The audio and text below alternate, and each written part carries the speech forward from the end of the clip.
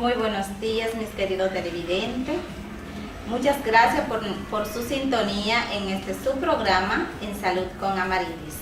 En este día vamos a tener la participación de dos psicólogas clínicas.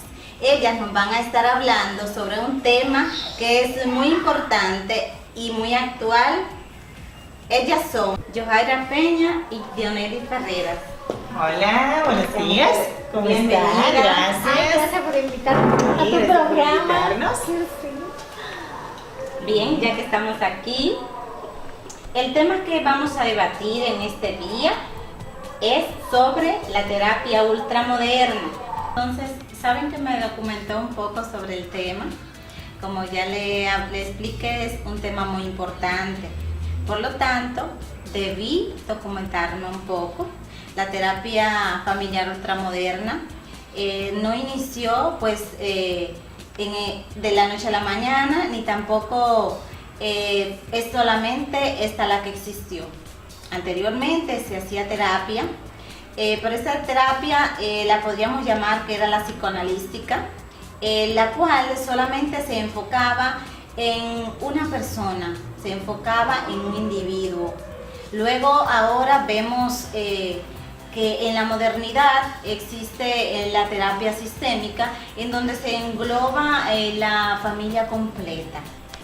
Si vamos a hablar de terapia ultramoderna, creo que es importante hablar sobre Gregory Bateson.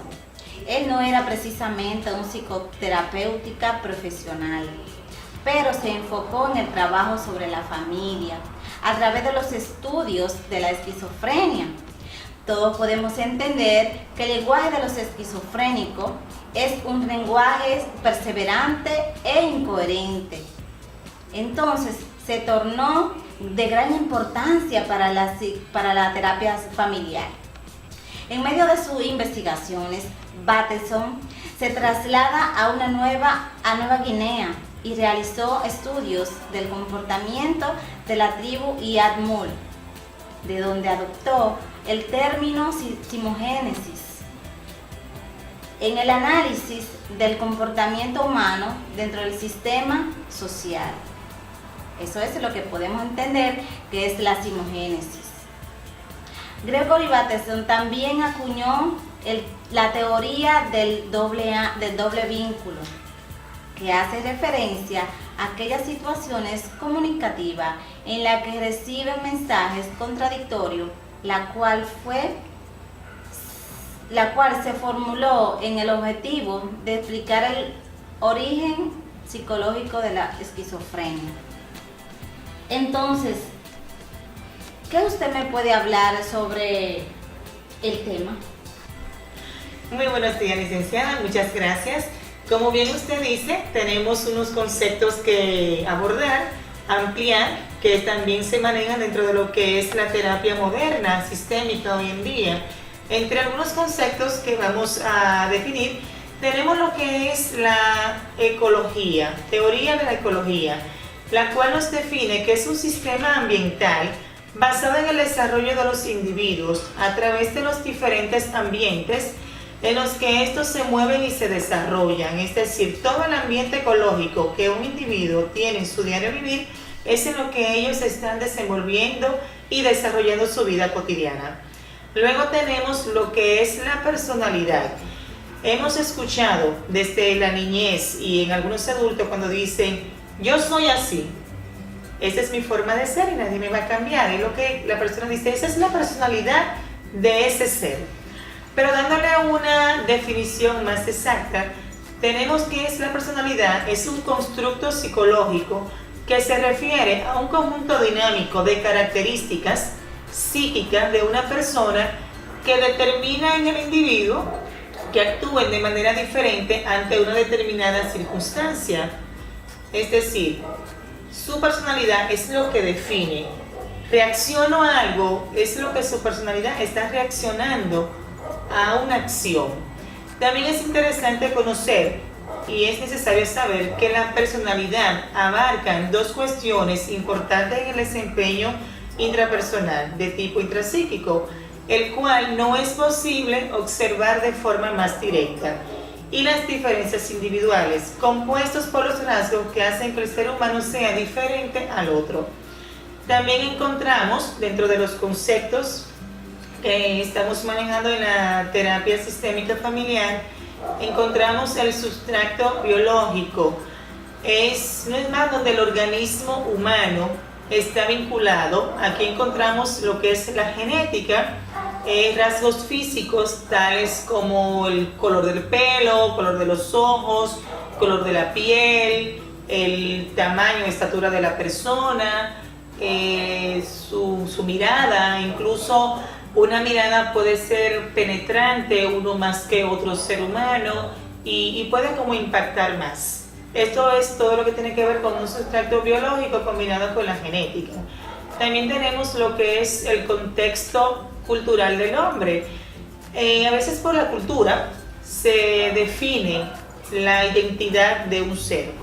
No es la misma reacción que yo tenga, por ejemplo, acá en una plaza común caminando en mi país, a que yo esté en una plaza en Estados Unidos. Ok, entiendo, pero eso quiere decir que yo cuando estoy en otro país no me voy a comportar de la misma manera en la que me comporto aquí en mi país. Exactamente, no debería de ser, pero sucede. Ejemplo, yo aquí quizás por la mala formación puede que yo tire una basura en la calle y no me haga nada. Es cultural en nosotros el no tener esa educación base de decir, no, la basura tiene que ir a un lugar específico.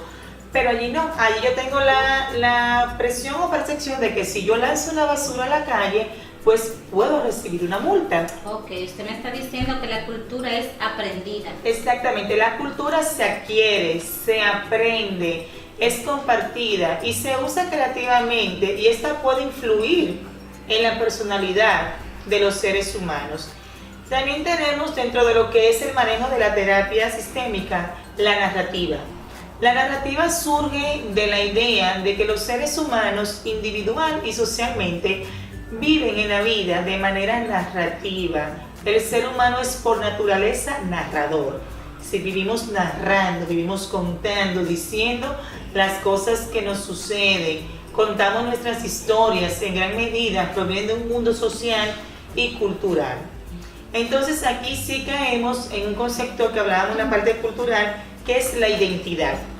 La identidad podemos definirla como el manejo de los rasgos propios de un individuo o de una comunidad. Estos rasgos caracterizan al sujeto o a la colectividad frente a los demás. Es decir, me identifico, tengo una identidad propia, me identifico en una comunidad o esta comunidad me identifica a mí. También tenemos dentro del manejo lo que es el diagnóstico. El diagnóstico en este concepto hace referencia al diagnosticar, que es recabar información, recabar datos e interpretarlos, lo que permite evaluar una cierta condición del paciente. Podemos decir, se diagnostica que el paciente es depresivo, pero es ya en esta consulta, en esta entrevista, que yo recaudo esas informaciones, esos datos, y puedo entonces dar un diagnóstico de algo seguro.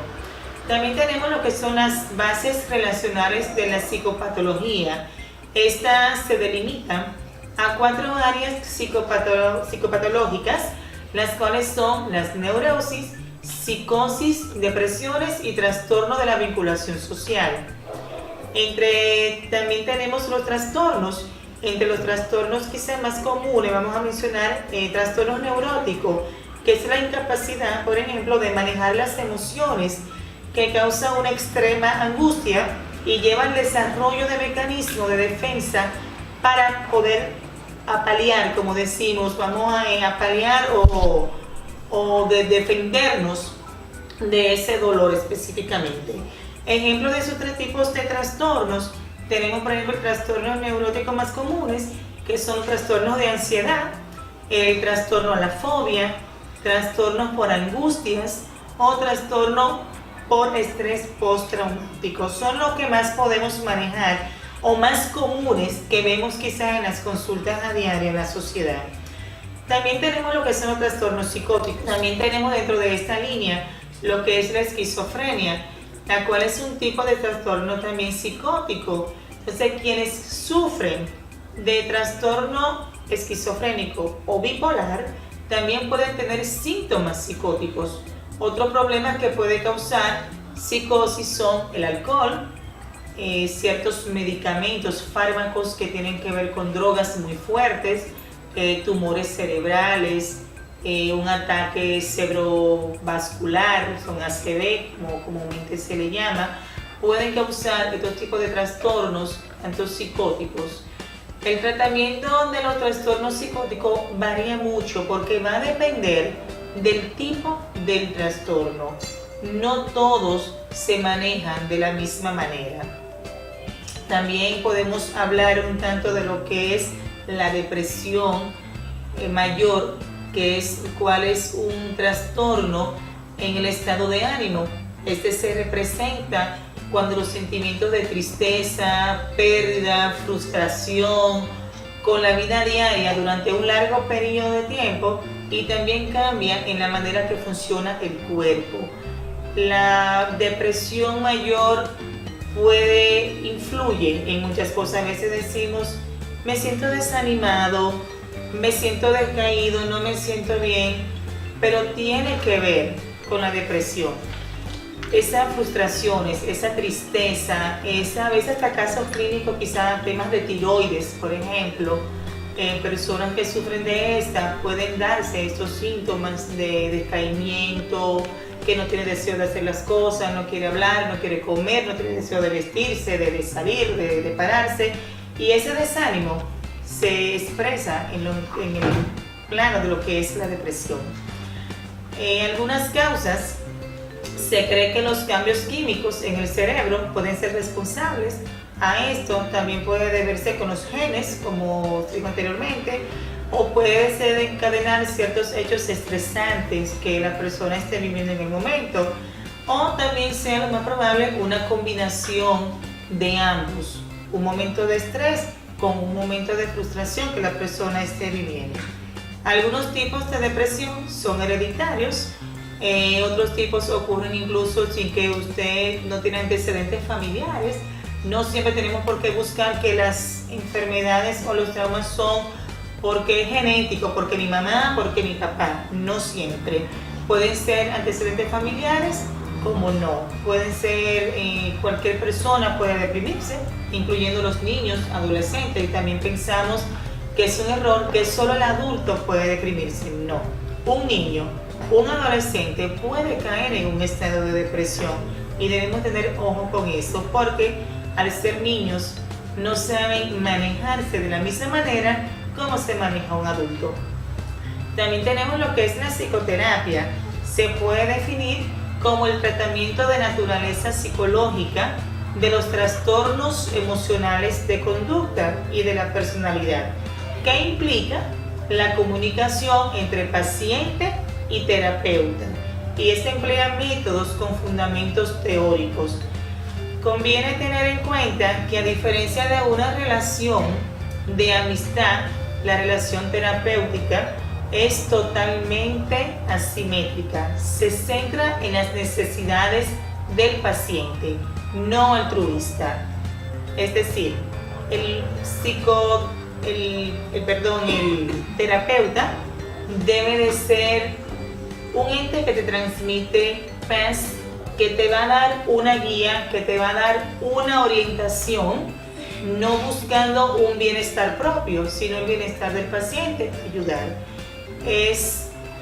Debe ser empático totalmente con el paciente y ser, de una forma, vamos a decirlo, abierto, que te ofrece, te da la facilidad de que te va a ayudar a encontrar ese camino, esa guía para tú resolver ese problema por el cual tú llegaste a la consulta. Entre las intervenciones que hace el terapeuta tenemos, por ejemplo, la intervención pragmática y la danza terapéutica, la cual para mí es una de las más bonitas, porque no hay cosa más bella e interesante cuando tú ves a la familia reunida en una consulta y tú dejar que ellos creen esa danza de un diario vivir de ellos, de cómo se maneja.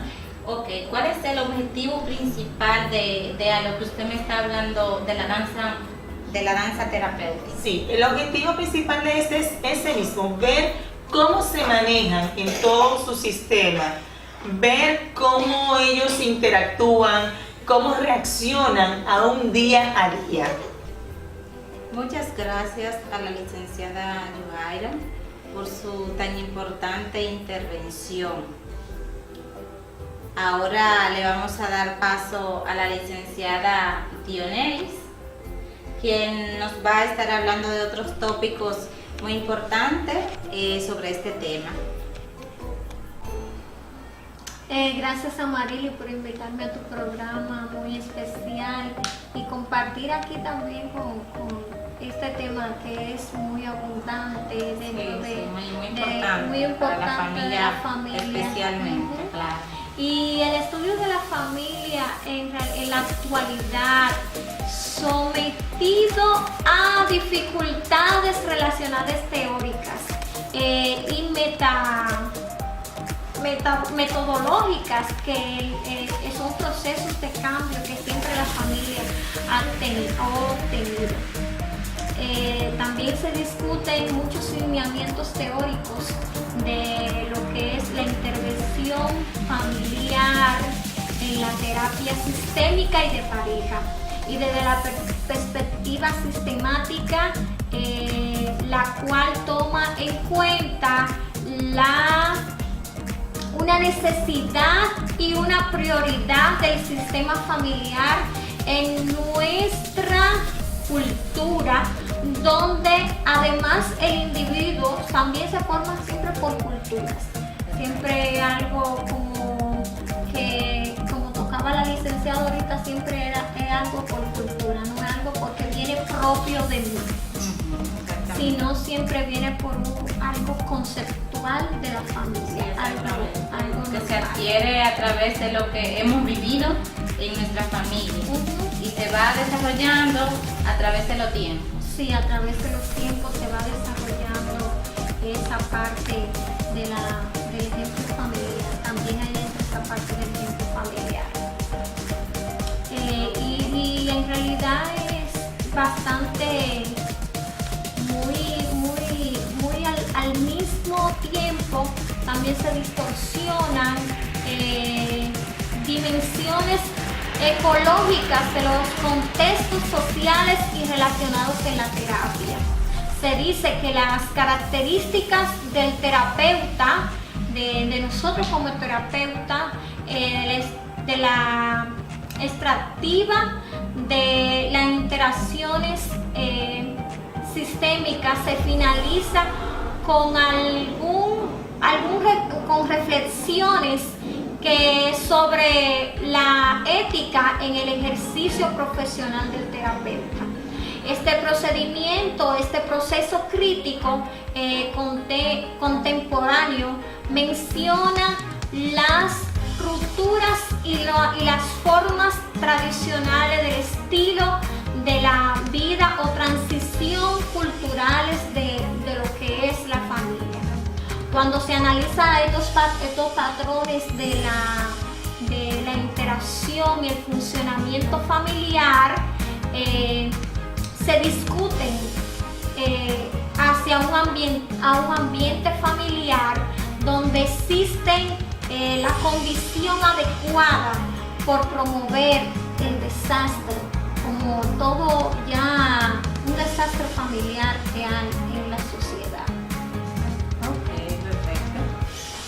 Va muy importante este tema y de verdad que debemos siempre traer estos temas tan importantes y no solamente en este espacio, sino que cada espacio tenga algo que ver con la familia, porque es que todo tiene que ver en sí con la familia, porque la familia es lo más importante, de ellas que salen todas aquellas personas sean importantes. La familia es la que cambia la sociedad. Perfecto, sí. El núcleo familiar es la que cambia la sociedad y las perspectivas sistemáticas desvían en el enfoque de atención de una patología al mantenimiento la estructura de las dimensiones que se constituyen a la estabilidad y a la estabilidad de la familia. A tal efecto de los terapeutas, a diferencias de diversos pasos que lograr que cambie la estructura en el funcionamiento del sistema, es la estabilidad familiar. Cuando una familia tiene una estabilidad emocional, todo cambia, tanto su entorno, cambia por lo menos el ser humano y su entorno. Hay otro punto también que debemos de tocar en algo que es del círculo familiar, y muchas veces ahí entra también el maltrato psicológico. El maltrato psicológico, ese es un tema muy importante, pero sumamente importante dentro de la familia. Yo entiendo que el maltrato psicológico es aquel que se da de la manera verbal, ¿verdad que sí? Sí, mira, el maltrato psicológico es una conducta que omisiona o atenta contra la integridad psicológica y física de un individuo. Cuando hay un maltrato psicológico, siempre hay muchos tipos de maltrato, pero cuando hay un maltrato psicológico, el nivel familiar desciende, todo cambia. Todo cambia porque... Es como cuando hay una persona enferma en la casa, que obviamente trastorna a la familia completa. Sí. Entonces usted me dice que el maltrato psicológico nada más no trastorna a la persona que lo está recibiendo, sino que está haciendo trastornar a la familia completa. La familia completa, porque el maltrato psicológico nada más no es gritar o decir yo te voy a matar, yo te voy a hacer tal o cual. Entran muchos factores, el verbal, el físico, entran muchos factores por el cual existe dentro un maltrato psicológico. También se da mucho el caso de que el maltrato psicológico afecta mucho, siempre entra cuando es dentro del hogar, siempre hay uno que es el agresor, es la persona donde es algo pasivo, entra pasivo, donde maltrata. Pero el maltrato psicológico nada más no se da dentro del hogar. No se da dentro del hogar, pero empieza dentro del hogar. Puede ser una agresión verbal al niño cuando yo grito o cuando hago una cierta humillación al individuo para que ya empiece ahí lo que es el maltrato psicológico. El maltrato psicológico de familia con también existe también lo que es el maltrato pasivo, donde el individuo o el agresor empieza a decir palabras como... Es como cuando va aumentando, inicia, vamos a decir, quizás con pequeñas palabras, sí. Exactamente, y entonces puedes llegar hasta los maltratos físicos, ¿verdad? Pero mira cómo empieza el maltrato psicológico pasivo. Empieza de una forma, yo te quiero, tranquilízate, no va a pasar nada, pero cuando llega a la casa todo se corta. Siempre es como un apacentamiento, como apacentar ese maltrato psicológico con lo bueno. La verdad es que cuando la cosa está buena, uno no la quiere terminar. Ay, pero sí. producción me ha dicho que ya es hora de terminar. Entonces, es hora de darle las gracias. Gracias por acudir a mi llamado. Gracias por asistir, por traerle a ese hermoso público esas informaciones tan frescas. Gracias por venir, de verdad que sí. Y gracias a usted, señora Mayris, por invitarnos a su programa. Fue un placer, un honor de verdad estar aquí, compartir con el público, compartir con usted, y esperamos una próxima oportunidad pues ampliar más los temas. Sí, gracias por invitarnos a tu programa, que es algo enriquecedor y que uno puede darle esa opciones y que ellos puedan conocer sobre lo que es en verdad la terapia sistémica. Claro, claro, siempre el objetivo de este programa es traer esos temas así que sean tan enriquecedores, especialmente para la familia, siendo la familia el órgano más importante de la sociedad. Así es. Sí, así es. Así es. Gracias.